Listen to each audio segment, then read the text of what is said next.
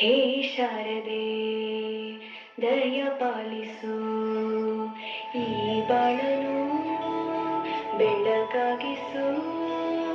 ಹೇ ಶಾರದೆ ದಯ ಪಾಲಿಸು, ಈ ಬಾಳನು ಬೆಳಕಾಗಿಸು.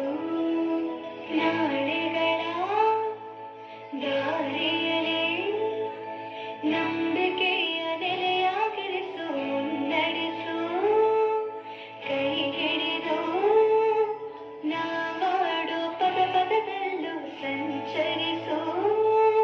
ಹೂವಲ್ಲಿಗೆನು ಗುರಿ ಕಟ್ಟಲೇನು, ನೀವಲ್ಲಿಗೆನು ಅರಿವುಂಟಲೇನು, ಆರೆಯರಾಗಿ ಎಲ್ಲರೂ ಹೇ ಶಾರದೆ.